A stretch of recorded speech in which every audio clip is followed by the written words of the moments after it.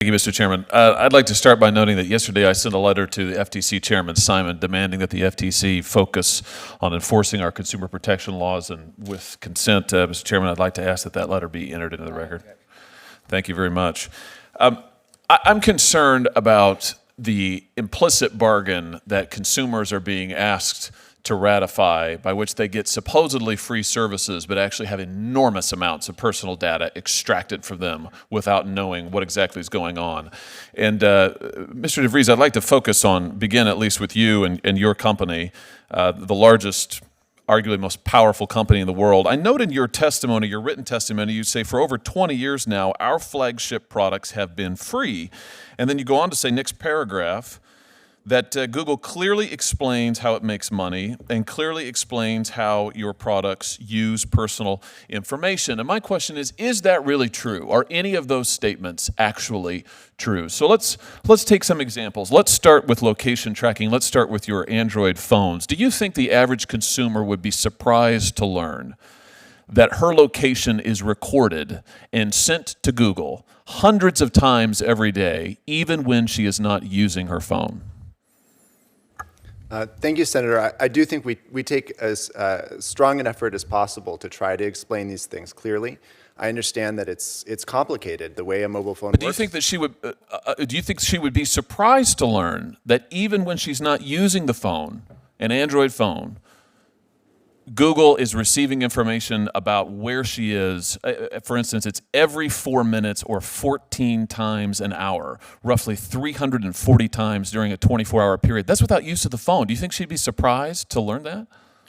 So, Senator, I know that location information is absolutely core to making a mobile phone work the way that you want it to work. It's what makes maps work, it's what makes your phone calls be able to be routed correctly. And we have an optional service that's opt-in called Location History, which can collect location over time if people turn that on. I think there's more that we can do to explain location more clearly, and I've heard your concerns. Well, Google collects geolocation data even if Location History is turned off, correct? Yes, Senator, it can in order to operate other services. Let's just get that on the record. Google collects geolocation history and information even if Location History is turned off. Do you think that an average consumer, let's say a teenager with an Android phone, would be surprised to learn that Google is tracking his location even when location services are turned off by scanning Wi-Fi networks around him throughout the day? Do you think he'd be surprised by that? Senator, I know that this data is used to provide value back to the user, to make their phone work. You're not really answering my questions. You're telling me you don't think a consumer should be surprised? You think they should anticipate that? They have location services turned off. This is fascinating. What value are you talking about? Well, Senator, so in order to make, say, Maps work, to be able to locate you, to give you directions where you go, Maps needs to know where you are. The phone's off. Well, in order to be able to just perform basic functions to keep itself. Location services are off. Indeed, Senator, in order to be able to know where it is so it can route phone calls to you, so it can collect the basic information. So the consumer cannot meaningfully opt out. I mean, he has gone and tried to turn location services off. He's not using his phone. It's still communicating and sending information to you. And you're monetizing it and using it to direct ads at him, correct? We are not using that information to direct ads at him, no, sir. This is to provide value back to the user in terms of making their services operate. Wait. You don't use the information? What do you do with that information? We use it to make sure that we understand. It's not of monetary value to you? There is some ways that location can be used for ads. So, for instance, your IP address. Well, I thought you just said it wasn't used for ads.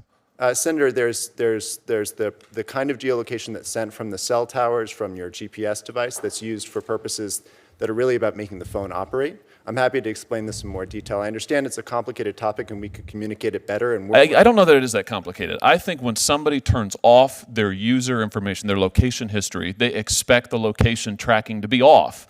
But it's not, in fact. They don't have a way, apparently, to turn it off. Let's take another example. Do you think that an average consumer who's using your products fully understands that Google builds a profile about her, tracks where she goes to work, tracks where her boyfriend lives, tracks where she goes to church, tracks when she goes to the doctor? Do you think that an average consumer would anticipate that? Senator, I know that we have a duty to communicate this information clearly. I don't believe we track the information at that level without communicating. Do you think you're communicating it clearly when a consumer cannot turn off their location tracking? Senator, you can turn off location tracking. There are aspects of location, though, that are necessary to make services work, where if we turn those off, your phone wouldn't work the way you'd expect. And I know that's a complicated subject to explain. It is. And we're trying hard, and we are hopefully have It's more. actually, it's not complicated. What's complicated is you don't allow consumers to stop your tracking of them. You tell them that you do. You would anticipate that they do. A consumer would have a reasonable expectation based on what you've told them that they're not being tracked, but in fact, you're still tracking it. You're still gathering the information, and you're still using it. By the way, all of this is just phone. We're not even talking yet about search or internet tracking. I mean, listen, my time has almost expired here. We could talk about the internet tracking that Google performs. We could talk about the lack of consent. Here's my basic concern, is that Americans have not signed up for this. They think that the products that you're offering them are free. They're not free. They think that they can opt out of the tracking that you're performing. They can't meaningfully opt out. It's kind of like that old Eagles song, you know, you can check out anytime you like, but you can never leave.